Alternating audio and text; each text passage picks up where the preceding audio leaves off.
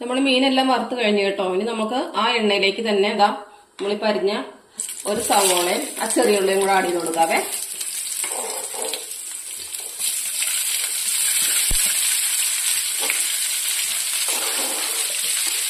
ഉള്ളി സവോള എല്ലാം നല്ലപോലെ വഴന്ന് വരുന്നുണ്ട്.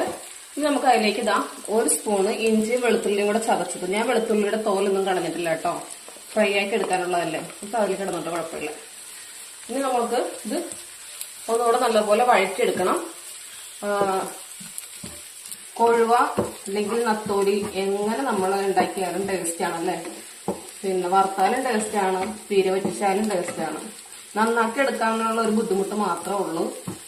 പിന്നെ അച്ചാറിട്ട് വെക്കും, ഞാനിവിടെ ചെയ്യാറുണ്ട് കേട്ടോ. അച്ചാറിട്ട് വെച്ചിരിക്കും, കുട്ടികൾക്ക് സ്കൂളിൽ കൊടുത്തിടാനായിട്ട് അച്ചാറിട്ട് വെക്കും. ഇന്നിപ്പോ നമുക്ക് കൊഴുവ ഫ്രൈ മാത്രമല്ല കേട്ടോ,